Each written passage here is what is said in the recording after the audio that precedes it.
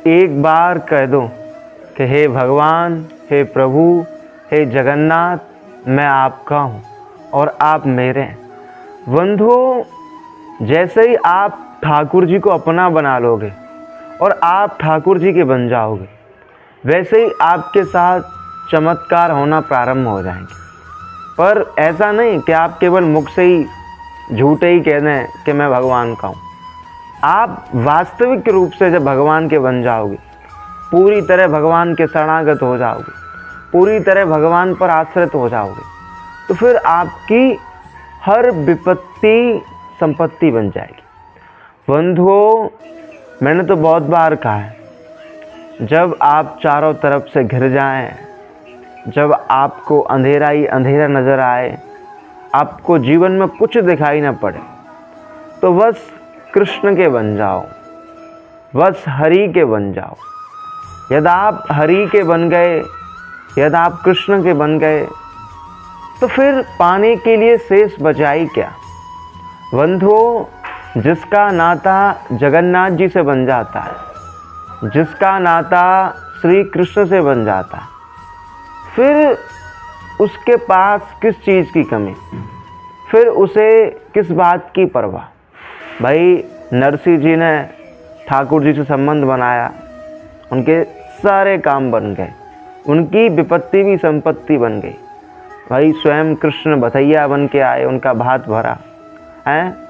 और मीरा जी ने जब कृष्ण को अपना बना लिया, तो उनका जहर का प्याला अमृत में कन्वर्ट हो गया। भाई, अर्जुन जी ने श्री कृष्ण को जब अपना बनाया, श्री कृष्ण को अपना सारथी बना लिया, तो अर्जुन जी का 100 कौरव भी कुछ नहीं बिगाड़ पाए। अर्जुन जी भी ये समझ लो कि जीत ही गए, उनको भी महाभारत के युद्ध में विजय मिल ही गई। इसी प्रकार बंधुओं, यदि हम सब भी अर्जुन की तरह श्री कृष्ण पर अटूट श्रद्धा, अटूट भाव रखने लगे और कृष्ण को अपना सारथी बना लें। ऐसा नहीं है कि कृष्ण केवल अर्जुन के ही सारथी बने थे, हम सबके भी सारथी बन सकते हैं। बस हमको करना इतना होगा कि हमें कृष्ण पर अटूट श्रद्धा, अटूट विश्वास रखना होगा।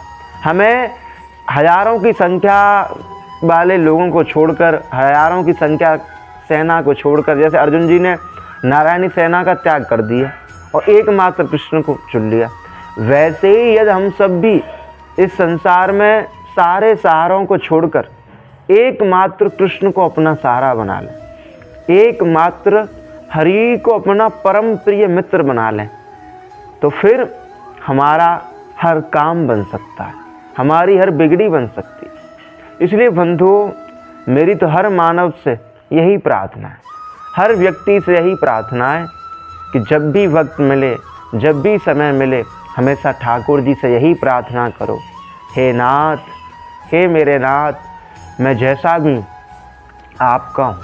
हे कृष्ण, मैं भले ही पापी हूँ, निम्न हूँ, मुझसे भक्ति साधना उपासना नहीं बनती, मैं क्या करूँ, मैं अधम हूँ, पर जैसा भी हूँ आपका हूँ।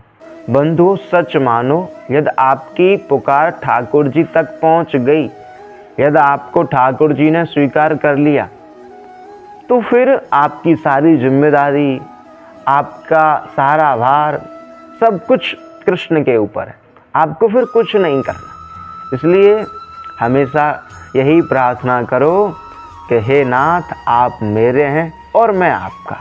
जब कृष्ण आपके बन जाएंगे तो ये समझ लो कि सब कुछ आपका है। क्योंकि एक चौपाई भी आती है रामायण जी में कि जा पर कृपा राम की होई, ता पर कृपा करे सब कोई।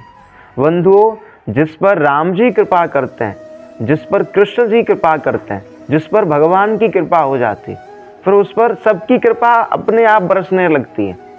इस संसार के लोगों की मतलब, जैसे जब तक आप इस संसार में प्रेम करोगे या संसार को दिल दोगे या संसार से लगाव करोगे, तब तक आपके हो सकता है दुश्मन बहुत हों, वही आपके विरोधी बहुत हों। लेकिन जब आप अपने दिल को कृष्ण को दे दोगे, जब आप कृष्ण के बन जाओगे, तो फिर हर व्यक्ति आपसे प्रेम करेगा, फिर हर व्यक्ति आपसे प्रेम करेगा। और कहा भी है कि जब ये दिल दुनिया का था, दुश्मन हजारों बन गए, जब ये दिल कृष्ण को दिया, हर दिल के प्यारे बन गए। बंधुओं, जब हम अपने दिल को, अपने तन को, अपने मन को, अपने सर्वस्व को कृष्ण पर समर्पित कर देते हैं तो फिर हम सब के प्यारे बन जाते हैं, फिर हम हर दिल के प्यारे बन जाते हैं। इसलिए कृष्ण के बनो।